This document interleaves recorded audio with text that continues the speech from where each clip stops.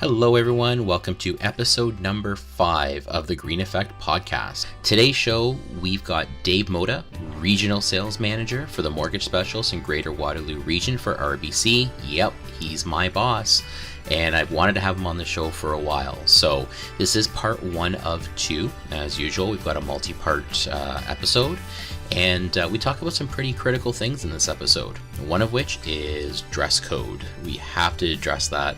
It's an ongoing thing with him and I. We got to talk about it because now he's on my show and it becomes a bit of a thing there.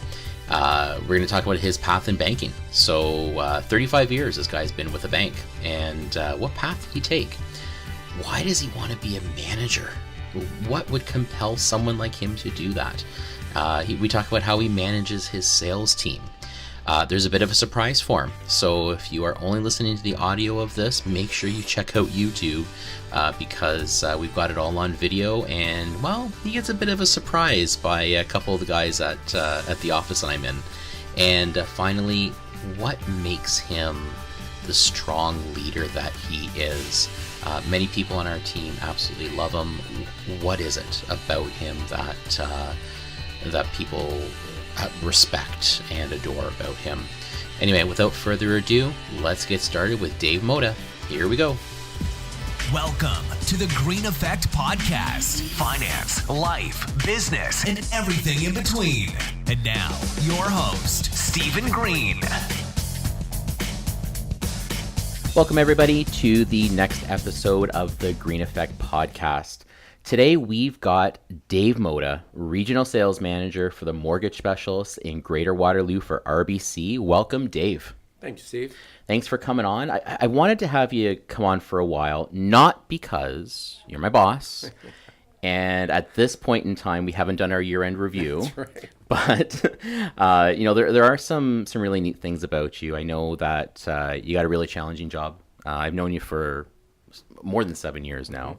And there's some great topics we can talk about. So first thing we got to talk about, though, and this is very, very important, and this is also on video, right? Mm-hmm. So it's on YouTube.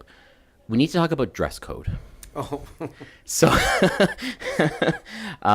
so for those of you who are watching on YouTube, and if you're not watching on YouTube, make sure you visit my YouTube channel. Dave, as always, dressed to the nines. We've got the suit happening, the full suit, the whole bit. And I'm in jeans and a collared shirt today. Yeah, collared. So we're good. You stepped it up a bit. I have. So next time you come for the podcast, feel free. Shorts, maybe t-shirt, no. Maybe flip-flops. I don't think so. If only the camera could pick up the shade of red in your face. Right.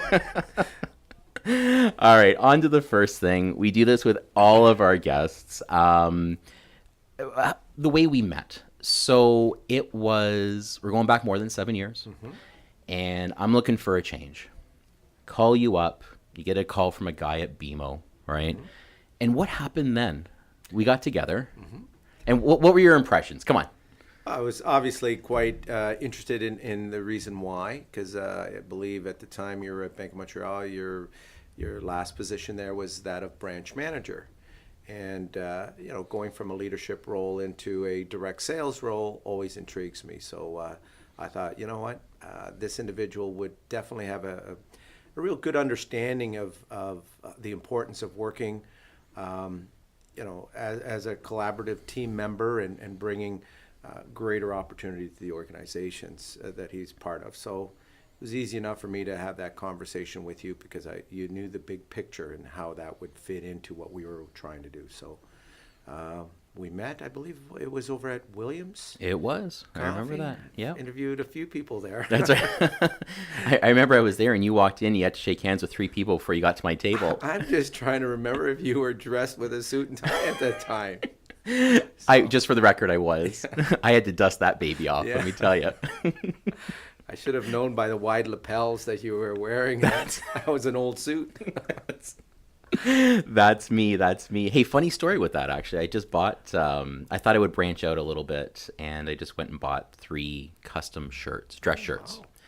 And then I found out from other people who are much more, we'll say, tenured at dressing in that arena, that I paid double for my shirts. Oh, is that So right? so it's a learning experience, this whole dressing to the nines thing. I'm learning.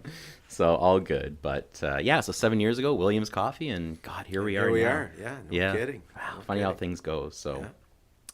okay, so tell me, what is your path? And I mean, you've been in banking for how many years now? So in May 7th of 2019, I will be 35 years. Holy cow. 35 years, not all with the same organization. I started my career off with Victorian Grey. It's no longer around. I was acquired by Bank of Nova Scotia, and then I went over to another organization known as Canada Trust. It was acquired, and then I made my way over to RBC. All great organizations with some strengths and some good learning experiences for me. So, but all in all, now that I think about it, 35 years. That's quite the run in banking. You don't want to know how old I am. Well, you know how old I am. That'll make the whole conversation awkward. Well, and, I think there's almost like you've been in banking too long. Because I'm 20 years now overall, and you've been in banking too long. When you've got a bank you used to work for that is no longer, or branches you used to work at that are now closed. I was a Canada Trust person, right? I was never TD. I was always Canada Trust. And of course, I remember it was August the 3rd, 99. Like it was yesterday that memo hit the table and you guys have been bought out. Like it was yesterday. And the branch I was working at was Bay and Adelaide in Toronto, now closed. Wow. So it's things you remember, right? So, yeah, a lot of great jobs. Why manager? You know what? My wife asks me that all the time because obviously I could have very easily chose to go with the career sales myself, and that in itself does provide some unique opportunities, great income potential, and so I guess I finished off school, got into this line of work, and always aspired to be a leader of individuals. And see what I could do, see if I could motivate people, and continue down that path. And I don't know, I just got on that path and stayed on it. Never really wanted to deviate too much from it. So, well, because you've got the sales experience. I mean, I do. you told me days where you would open up a phone book and start calling people. There was one little time period where I was a manager of business development, and no direct reports. Had lots and lots of fun. Didn't have any, walk-in opportunities. I sat in a back office. I had access to all kinds of directories, phone books, and my days and weeks would consist of calling and booking appointments.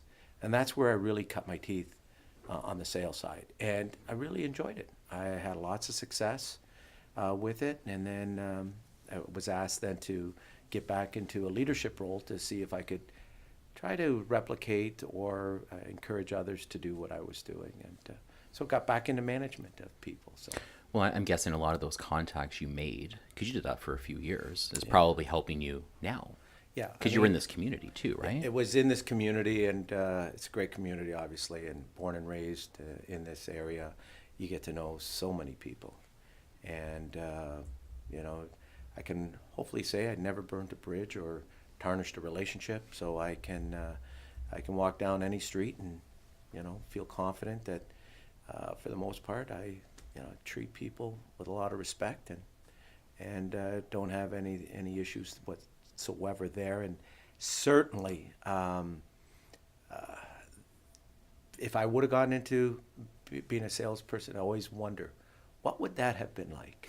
What could I have really done for myself if I was specifically focused on this key product area, obviously on the mortgage side, credit side, and what would it be like, and would I have my insurance penetration number? Oh, ouch. Ouch. Ouch. Probably easier said than done. Oh, that's a good way to put it. Thank you. We'll leave it at that. Well, and I think with this community too, and I mean, if you... Happy birthday to you. Happy birthday to you. Happy birthday, dear Dave. Happy birthday to you.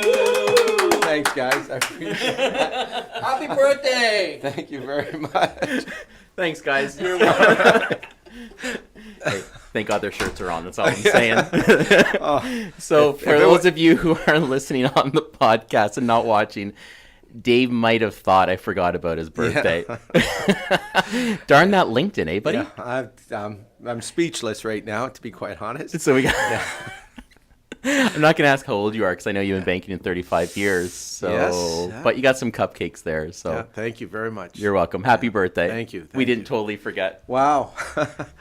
I'm glad it wasn't a strippogram or anything like that.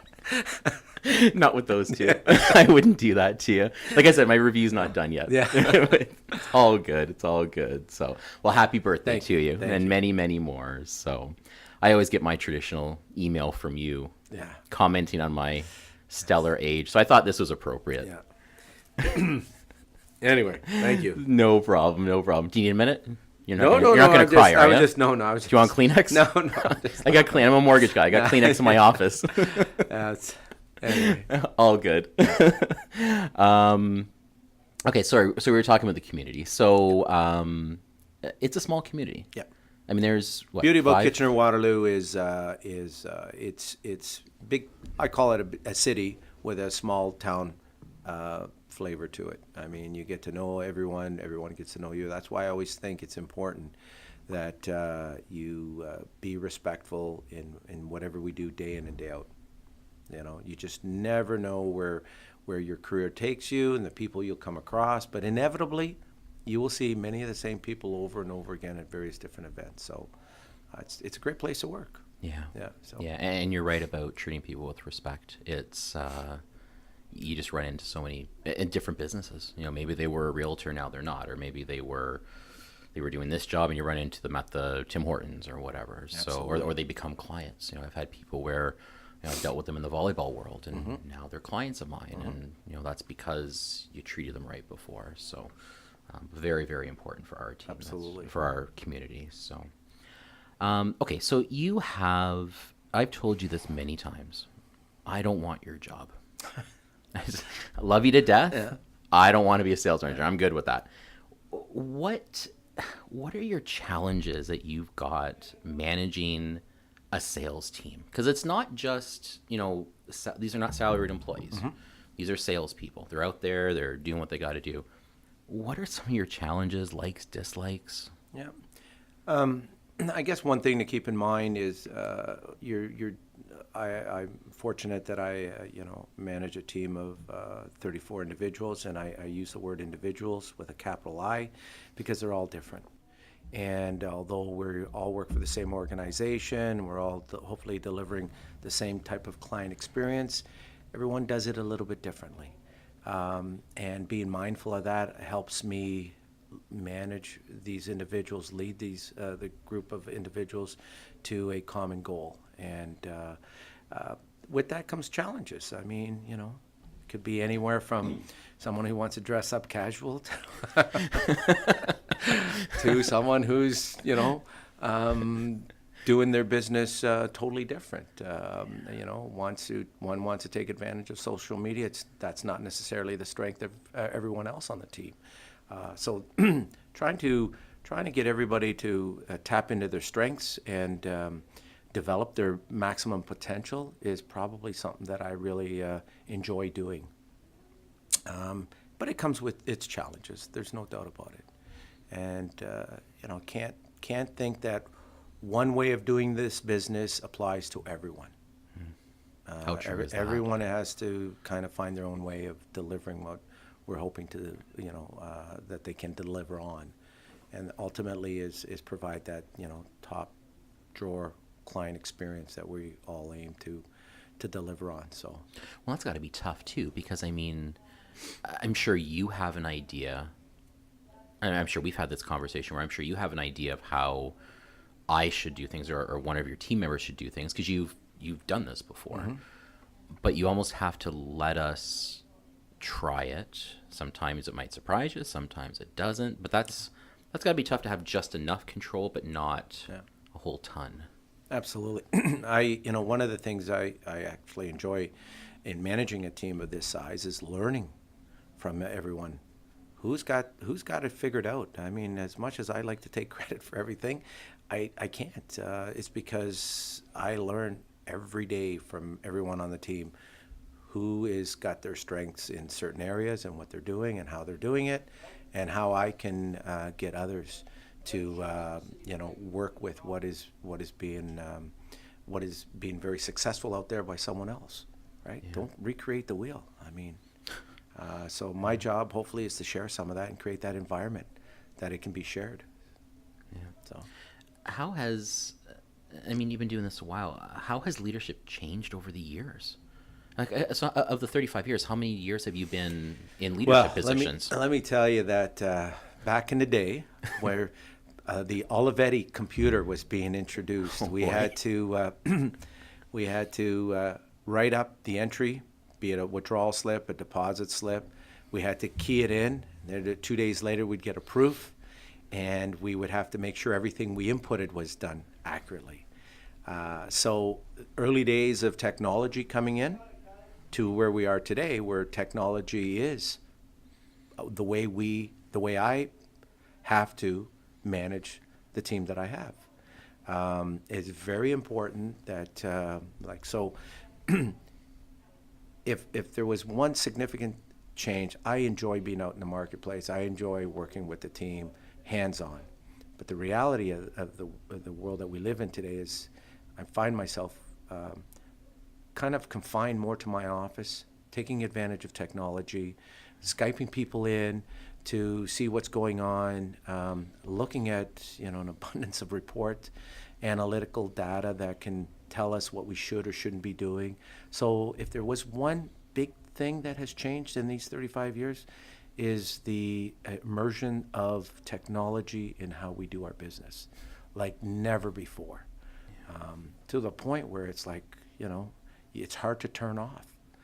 Doesn't matter if it's your phone, if it's your, iPad, if it's your laptop, where the technology is everywhere. Yeah. And it allows us to do our business, unfortunately, 7/24. And how do you, because again, you've got a team of, let's call it what it is, type A, we're all going 24/7. Mm-hmm. Our biggest challenge, you're right, is shutting it off. Mm-hmm. Because the reality of it is most of us have families. Mm-hmm. And, I think for the most part, I know in our family, they're understanding to a point, right? But how, you got 34 people beating down your cell phone. Mm-hmm. How do you manage how do you manage the expectation of family, your business, your staff? How do you do that? Yeah. It's a great question in the sense that I've actually found that in a couple of cases, I lost a couple of individuals who weren't able to manage it. Not because they're not good people. They still work for the organization, and they're great people. They just couldn't turn it off. And if you can't turn it off, it's going to have an impact on your personal well-being. So I myself am a early bird. I like to get up usually around 5 and back into the office, about 5:30ish. I always keep an eye on what time I get my first email out. And then by the time, the majority of the folks start chiming in, I've taken care of my own personal emails and what I need to do. And then I have some individuals that work late into the evenings. If I'm not careful, I could be working that whole time period. So generally speaking, I will go till about 5:30, 6 o'clock, and I try to physically leave my phone in my office, because if not, you could be out at a restaurant, and what do? You glance at it. Oh, I'll just take this one email, or I do this. And you're never, in the room with the people you're with at that point in time. So I try to balance it that way, and shutting it off is just that, stepping away. Because if you can do that in the morning, I can guarantee you, that email and that issue will still be there, and that it'll have to be dealt with. But I don't think the world's going to come to a crashing halt if it doesn't get responded to within that very split second. Right? And how tough is that? I think, it's, I know I'm not getting a response from you after 6. And that's not a bad thing. That's the expectation that's been set. And I think we run into this too with clients where I learned this. You're sitting, like you said, you're sitting at the dinner table. I'm just going to respond to this one email. Well, you send the email, and because the mortgage or whatever it is you're doing for them is at the center of their universe at that moment, you send that email at 7. Guess what? You're getting a response by 7:30, and then you're right back in that vicious circle. So it does become that expectation. I mean, some things are urgent. Let's not kid ourselves. But to your point, it's still going to be there, right? The way I look at it too is 6 o'clock. Let's say if that's when I decide to step away a little bit. Most lawyers aren't working. You can't close a mortgage. So whatever needed to happen that day can't happen that day because it just won't fund. Just not going to happen. Yes, I realize that people do need answers, and we try to provide that. But generally speaking, I need to, for my own personal well-being, is just shut it off. Yeah. So I learned that many years ago in banking. Anything after 5 o'clock, consider it next business day. You're still going to work after 5, depending on your job, but anything after 5, it's next business day, and lawyers, you're right, lawyers and the city offices, it's next day. that's right. So That's right. now, okay, this next part is absolutely not if I say this next thing, I hope your head fits out the door, but your staff love you. They do. And I think I've worked for a lot of people. This is toughest job I've ever done. By far, hands down, not even close. Because I could go on for hours, but what do you find? Go on. Oh, I know. I'm interviewing you right now. What do you find? What is your, I don't know, what's a secret recipe or whatever, but what is it that you do that you think keeps people with leaders they quote love? Like, what is it? Well, I had before getting into banking, I had a job, 5 years, and the boss there was a pretty tough cookie. It was a black and white situation. It was a right or wrong, and 9 times out of 10 he had to be right. So that meant you were wrong. And I always promised myself, if I ever have an opportunity to manage people, I would never manage people that way. And so I stayed true to that. I mean, I like to think that I treat all of my employees with lots of respect, acknowledging the fact that we all work for a great organization, but more importantly than the organization is the human element that I'm dealing with. Because this organization, be it Royal Bank or any of the other organizations I've been part of, have been here a lot longer than you or I, and will be here a lot longer afterwards than you and I decide to, move along. So keeping very much front and center that human element that I'm dealing with, knowing that there's a person there, usually a family member, with whatever goes on in that world, for that person in mind is very, very important. Yes, we have a job to do. Absolutely. We all got goals to achieve and attain, but not losing sight of, somebody's having a crisis in their life, a situation that it's not work related, but you got to be understanding of that, and I think that's very, very important to keep that and be very mindful of that all the time and respecting those situations. Not everybody's on the same, in the same situation. Some are well established, married, family people. Others are just coming up, to be married kind of thing. So everybody's different. That's true, and I think back to when my wife Tracy worked for a former employer, and there's a business to run, absolutely, but some stuff went on through a passing of a family member, and instead of being understanding, there wasn't the understanding there. Just that personal side of things. and they lost someone because of it. And you know, Tracy had left that organization, and I think back to conversations you and I have had, because I know Tracy's had a lot of health issues, and I know I would call you and say, hey, this is going on, and you would start with, well, how's Tracy, or how's this, or what's going on here. And I think that's when you do that, when you actually, I think when you care about the person, there's an additional the respect you're talking about, there is that there. And I think you know, I think there is a loyalty there, you know, and I think that builds it. And there's got to be a genuine caring. I mean, it's hard to keep track of everybody and what's going on, but I do try to be mindful of that and never lose sight of it. I think that's probably more.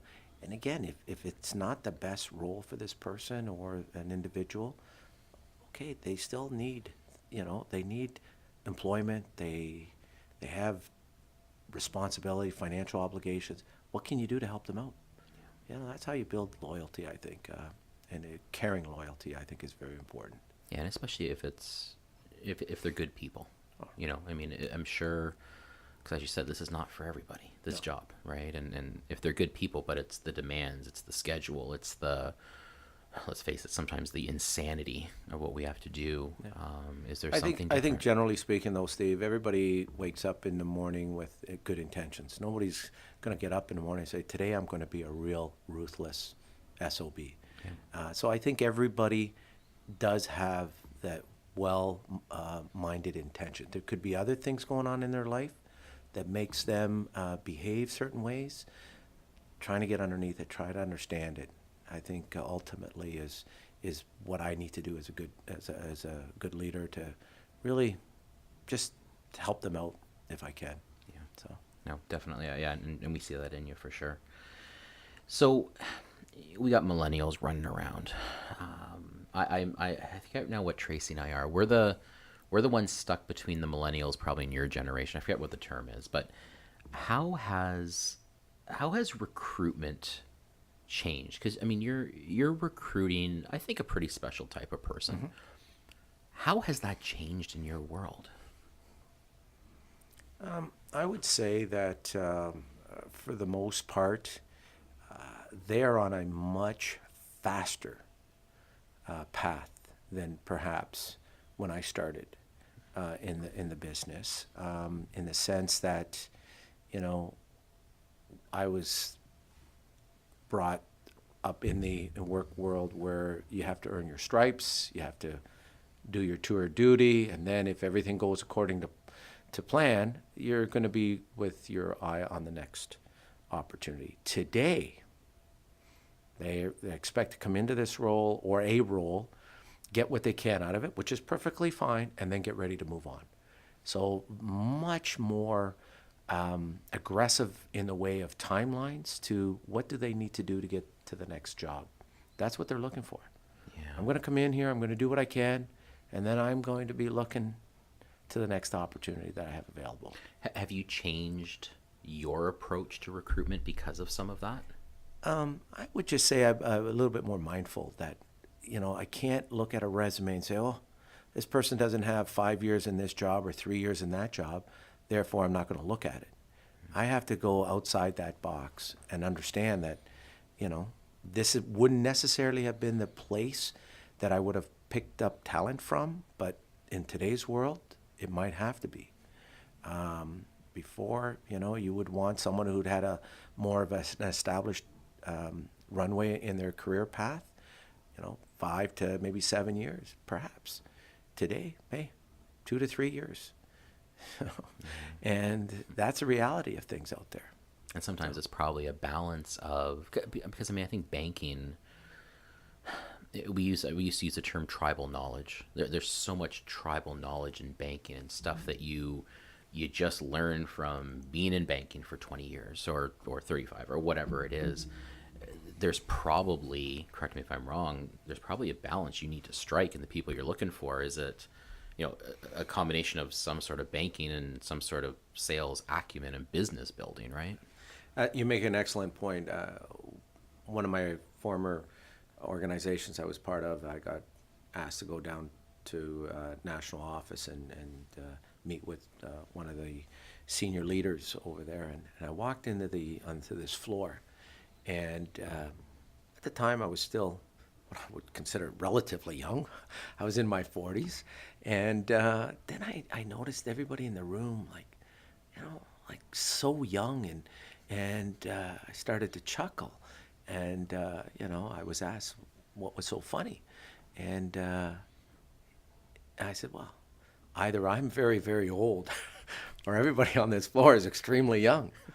And, I was told, there are many of these individuals that will, quote unquote, implode. In other words, they're just, you sometimes, you take a chance, but not everybody has had that experience. Therefore, they might not cut the mustard. But, it's the world that we live in today, right? And you got to keep bringing that younger talent along. Somebody who's been around a little longer, more established, you probably can predict that this individual may or may not work out right off the hop.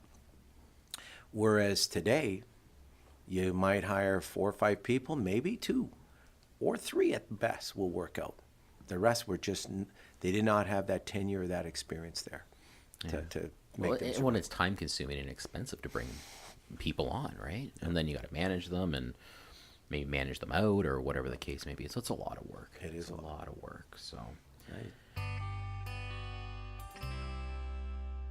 And there you go. There's Dave Mota, Regional Sales Manager for the Mortgage Specialist for RBC and Waterloo Region. Thanks for listening. That was part 1 of 2. Part 2 will be out very shortly, as it normally is. In the meantime, don't forget to follow me on both Facebook and Twitter. The handles are RBC Stephen Green, all one word. And we'll talk to you next time. Thank you for listening to the Green Effect Podcast. Subscribe to this podcast on iTunes or Google Play so you catch the next episode. And don't forget to leave a review. Much appreciated.